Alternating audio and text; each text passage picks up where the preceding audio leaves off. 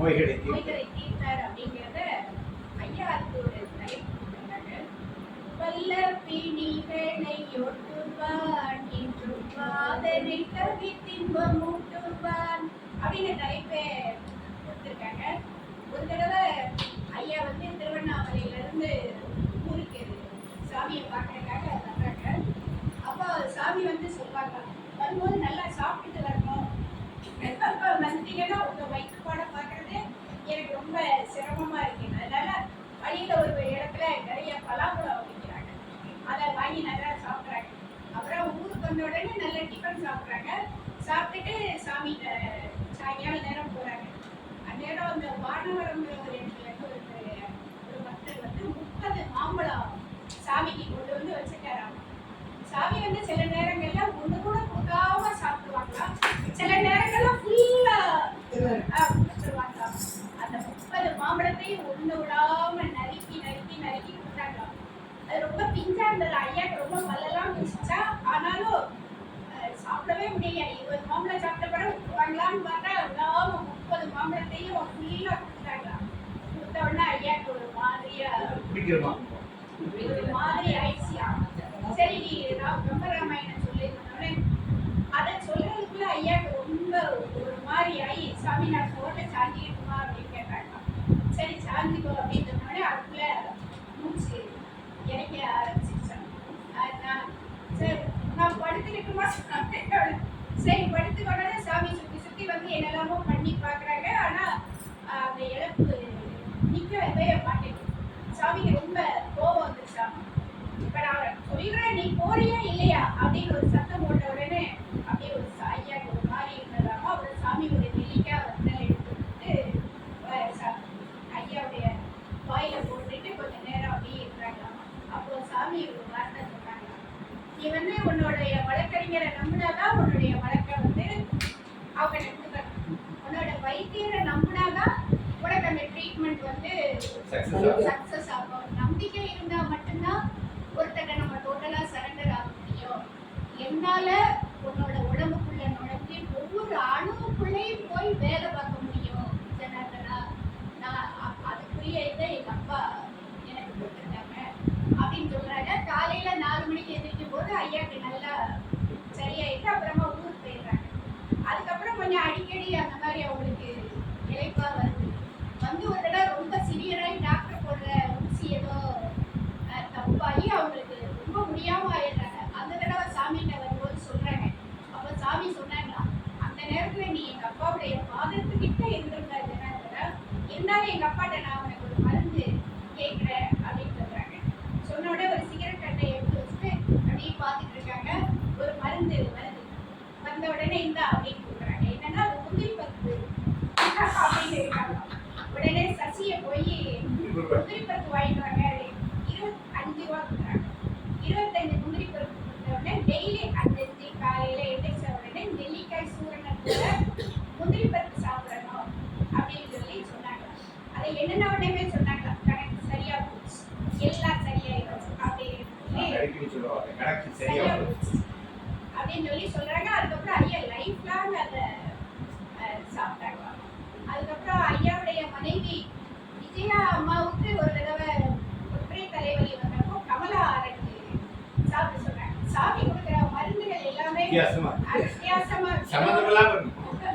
வினோதமான இதுகளை சொல்லுவாங்களாமா.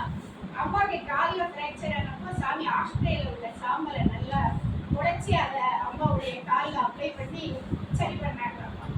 இந்த மாதிரி ஐயாவுடைய நோயெல்லாம் சரி பண்ணாங்களா. அதுக்கப்புறமா ஒரு தடவை நம்ம முன்னாடி பார்த்த ஒருத்தர் கணேசன், அவர் வந்து நேரடி தம்பி, அவர் வந்து இசையம்மன் ஞானி இளையராஜாவை அடிக்கடி கூப்பிட்டு வருவார். அவர் வந்து ரமண பக்தர். இளையராஜா மந்திரி வருவாங்க. வரும்போதெல்லாம் சாமியை பார்க்கறதுக்கு எங்க சாமியோட வீட்டுக்கு சன்னதி வீட்டுக்கு வருவாங்க. ஒரு 2-3 மாசமா அவங்க வரவே இல்லையா. அதுக்கப்புறமா வந்தப்போ ரொம்ப டல்லா இருக்காங்க. என்னாச்சு அப்படின்னு கேட்கும்போது எனக்கு ரொம்ப அவங்க வீட்டில் இன்கம் டேக்ஸ் ரைடு அதுன்னு வந்து ரொம்ப பிளட் ப்ரெஷர் ஜாஸ்தியாகி நான் ஹாஸ்பிட்டலில் அட்மிட் ஆகிட்டேன். அதுக்கப்புறம் இப்போ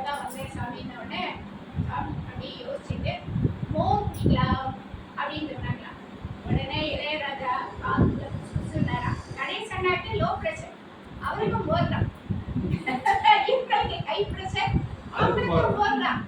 சாமி சரியா கேட்கலையோ அப்படின்னாரா. என்ன சொல்றாங்க அப்படின்னு. சாமி இப்படி சொல்றாரு சாமி, லோ ப்ரெஷருக்கும் ஹை ப்ரெஷருக்கும் ஒரே மருந்தா? கணேசா, மருந்து மோர்ல இல்ல, இந்த பிச்சைக்காரனுடைய வார்த்தையில இருக்கு.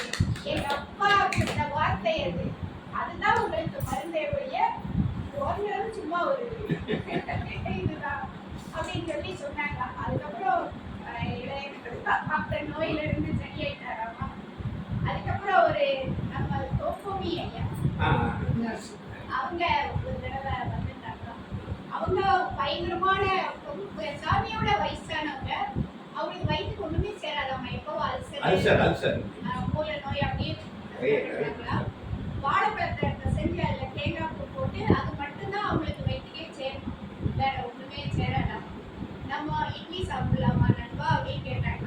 அவன் சரி ஓகே அப்படின்னு நல்லா காரமா இட்லி பொடி போட்டு டீ கலர்னு இட்லி பரிமாறினாங்களா சாமி. அவங்க மகா பதறி போயிட்டாங்களா. ஏன்னா இட்லி பொடி நம்ம அது உள்ள போயிட்டா அவர் அல்சர் பரவாயில்ல, அப்பாவுடைய சன்னதியில என்ன வேணாலும் சாப்பிடலாம், அப்பா கொடுத்தா ஒண்ணும் ஆகாது. அந்த தடவை 3 நாளும் சாமி அவங்களுக்கு அதுதான் மிளகாப்பொடியோட. அதுக்கப்புறம் அவங்களுக்கு அந்த அல்சரே முடிஞ்சது. அதுக்கு அடுத்த தடவை வரும்போது அவங்க மகா ரொம்ப ஆச்சரியமா சொன்னாங்களாமா, இப்ப அப்பாக்கு என்ன சாப்பிட்டாலும் ஒத்துக்கிட்டு வயிற்றுக்கு அப்படின்னு. அதுக்கடுத்து நம்ம ஐயன் பாலகுமாரன் அவங்களுடைய மனைவி கமலா அம்மா, அவங்களுக்கு ஒரு தடவை மூலக்காய்ச்சல் வந்து ரொம்ப சிவியராகி கோமா ஸ்டேஜுக்கு போயிருக்காங்க. ஐயா வந்து அவங்கள ஹாஸ்பிட்டல்ல அட்மிட் பண்ணிட்டு சாமிகிட்ட கேட்டு வர சொல்றாங்க. மூலக்காய்ச்சலுக்கு ஒரு ஆப்ரேஷன் வேணா பண்ணலாம், ஆனா அதுக்கப்புறம் அவங்க வந்து ஒரு வெஜிடபிள் மாதிரி ஆகக்கூடிய வாய்ப்பு அவங்களுக்கு இருக்குன்னு சொல்லி டாக்டர் சொல்லிடுறாரு. அப்ப ஐயா என்ன பண்ண அப்படின்னு கேட்கும்போது, நீ உன் மகன் சூர்யாவுக்கு உபநயனம் பண்ணு ஓயா மடத்துல வச்சு அது அப்படின்னு சொல்றாங்களா. அப்ப ஐயன் வந்து யோசிக்கிறாங்க, அது கமலாமா ஹாஸ்பிட்டல்ல இருக்காங்க, இவனுக்கு எப்படி உபநயனம் பண்ண, அதுக்கு இது மருந்தா அப்படின்னு. அப்ப உபநயன சடங்குகள் நடக்கும்போது சார் அவங்களுடைய முன்னோர்களுக்கு செய்யக்கூடிய ஒரு சடங்கு இருக்கா, அந்த நேரம் மட்டும் சாமி எந்திரிச்சு வந்து பக்கத்துல நின்று அதை ரொம்ப இதா கவனிச்சாங்களாமா. அப்ப சொன்னாங்களாமா, கமலாவில் கமலாவில் வா, கமலாவில் அப்படி. அந்த கமலாமா இப்பவும் இருக்காங்க நல்லா. அதுக்கப்புறமா கோபாலன் வெளியே வந்து நல்லா ஆகி இப்ப ஐயனும் இல்ல சாந்தாமாவும் இல்ல, ஆனா கமலாமா இருக்காங்க.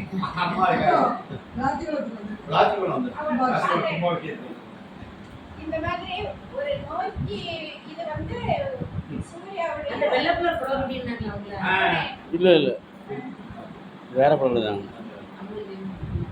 அதுக்கடுத்து நம்ம பொன்காமராஜ் ஐயா அவங்கள பத்தி நல்லா தெரியும் எல்லாருக்கும். அவங்களுக்கும் ஒரு வயிற்றுல ஒரு நோய் வந்து இனி அவங்க படைக்க மாட்டாங்க அப்படின்னு சொல்லி சொல்லியிருந்தாங்க. சொன்னா அதுக்கப்புறம் அவங்க வந்து வக்கீல் பிராக்டிஸ் பண்ணிட்டு இருக்காங்க. ஆனா திடீர்னு இந்த மாதிரி நோய் வந்த உடனே ரொம்ப மிக்ஸ் ஆகி மாயம்மான்னு அவங்க வந்து அனுப்பி நம்ம சாமிகிட்ட வர்றாங்க. சாமி கையில இந்த பெரம்ப வச்சு வயிற்றுல ஒரு அடி போட்டாங்க. அதோட அவங்களுக்கு நோய் சரியாகி இன்னைக்கு வரைக்கும் அவங்க இருக்காங்க. 7 நாள் தாக்கு பாட்டிங்க டாக்டர் சொன்னாங்க. அவர் 75 தாண்டி இருக்கு. இல்ல இந்த நியூஸ் இப்ப காலையில நாங்க கார்ல வரும்போது எங்க மாமா எங்ககிட்ட சொல்லிட்டு வந்தாங்க. அந்த மாயம்மாங்கிறதையும் சொல்லி அந்த சாமிக்கு எப்படி வைத்த வழியை குணமாக்கினாரு அப்படிங்கறத சொல்லிட்டு வந்தாங்க. இப்ப அதே அவங்க சொல்லுறாங்க. அதுக்கடுத்து இன்னொரு சாட்சி வந்து நம்ம செல்லமாமா. செல்லமாமாக்கு ரொம்ப இழப்பு வரும். ஆனா சார் எழுதின ஒரு பாட்டை செல்லமாமாவை திரும்பி திரும்பி திரும்பி பாட சொன்னாங்க. அவங்க இடையில பாட முடியாம ஆனப்ப கூட மத்தவங்க ஹெல்ப் பண்ணக்கூடாது, அவங்க தான் பாடணும் அப்படின்னு சொல்லும்போது அப்பதான் ஒருத்தங்க சொன்னாங்களாமா, இது ட்ரீட்மெண்ட் நடக்குது அம்மா கேட்டு. சாமிக்கு அப்பவே தெரிஞ்சிருக்கும் மேம், எங்களை மாதிரி மகிழி ஸ்டூடெண்ட்ஸ் எல்லாம் நீங்க வச்சு ஒரு 15 நடத்துவீங்க அப்படின்னு சாமிக்கு கண்டு அதெல்லாம் தெரிஞ்சிருக்கும். அதுக்காக தான் உங்களுக்கு பாட்டு பாட்டு தான் பயிற்சி 7 டைம்ஸ் பாட வச்சு டேப் ரெக்கார்டர் டேப் பண்ண வச்சு அதோட சரியா அதனால